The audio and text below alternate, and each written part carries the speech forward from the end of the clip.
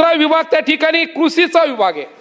मी खऱ्या अर्थाने सरकारचं अभिनंदन करील, मुख्यमंत्री महोदय, दोन्ही उपमुख्यमंत्री महोदय, कृषी मंत्री, महसूल मंत्री यांचं मी अभिनंदन करील या कृषीवरती बोलत असताना का राजमाता अहिल्याबाई होळकर कर्जमाफी योजना 6 तारखेच्या बजेटमध्ये त्या ठिकाणी पूर्ण केली आणि एका कर्जधारकाला कर्जमाफी करत असताना 2 लाख रुपयाची तरतूद त्या ठिकाणी झाली। परंतु अध्यक्ष महोदय, या अगोदर 2017 ला एक कर्जमाफी योजना झाली अध्यक्ष महोदय, 2019 ला एक कर्जमाफी योजना झाली, छत्रपती शिवाजी महाराज कर्जमाफी योजना 2017 ला झाली अध्यक्ष महोदय। अध्यक्ष महोदय, थोडसा वेळ द्या, जवळजवळ त्यामध्ये 50,60,000 शेतकरी त्या कर्जमाफी योजनेत त्या ठिकाणी बसले अध्यक्ष महोदय। 50,60,000 कर्ज म्हणजे शेतकरी त्या ठिकाणी बसले। परंतु अध्यक्ष महोदय, प्रत्यक्ष किती शेतकऱ्याला फायदा झाला तर प्रत्यक्ष फायदा झाला 44,04,000 शेतकऱ्याला प्रत्यक्षपणाने फायदा झाला। म्हणजे 2017च्या कर्जमाफी योजनेमध्ये 6,56,000 शेतकरी कर्जमाफीमध्ये बसले अध्यक्ष महोदय, परंतु त्याचा फायदा त्यांना मिळू शकला नाही, ते आजही त्या ठिकाणी वंचित आहे। आम्ही वारंवार तक्रार करतोय अध्यक्ष महोदय, परंतु 6,56,000 शेतकरी जे वंचित आहे त्याला त्या ठिकाणी छत्रपती शिवाजी महाराज कर्जमाफी योजनेचा त्या ठिकाणी खऱ्या अर्थाने फायदा होऊ शकला नाही। दुसरी कर्जमाफी योजना झाली महात्मा ज्योतिबा फुले कर्जमाफी योजना 2019 ला अध्यक्ष महोदय। किती शेतकरी बसले? 32,42,42,000 शेतकरी बसले अध्यक्ष महोदय आणि प्रत्यक्षपणाने जो फायदा झाला तो 32,29,000 शेतकऱ्याला फायदा झाला। म्हणजे तिथं सुद्धा 13 लाख शेतकरी ह्या महाराष्ट्राचे खऱ्या अर्थाने या कर्जमाफी योजनेमधून त्या ठिकाणी वंचित राहिले। आणि अध्यक्ष महोदय, या वर्षी आपण जी कर्जमाफी योजना त्या ठिकाणी राजमाता अहिल्याबाई होळकर नावाने त्या ठिकाणी सुरू केली, मी सरकारला विनंती करणार आहे, कृषी मंत्र्याला विनंती करणार आहे आपल्या मार्फत, काही यामध्ये असं होऊ नये।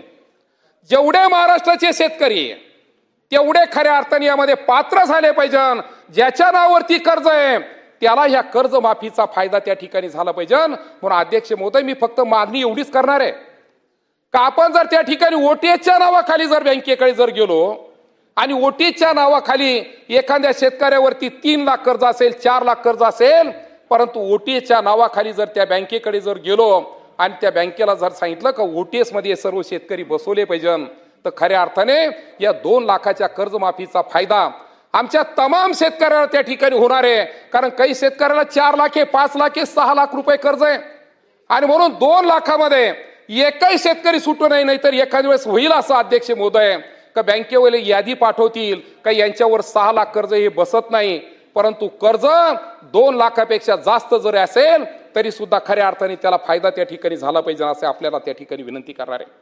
अध्यक्ष महोदय, खऱ्या अर्थाने आमचे जे नियमित कर्ज फेड करणारे शेतकरी आहे ते नेहमी करता मला बोलता, काल व्हॉट्सअपवरती जेव्हा मुख्यमंत्री त्या ठिकाणी बजेट त्या ठिकाणी मांडत होते अध्यक्ष महोदय, तेव्हा तिकडून कमेंट्स येत होत्या मोबाईलवरती का आम्ही काही पाप केलं का, आम्हाला 50,000 रुपये का मिळतात, जो आम्ही जर नियमित जर त्या ठिकाणी कर्ज फेड करतो तर आम्हाला 50,000 रुपयाचं अनुदान का द्यावं।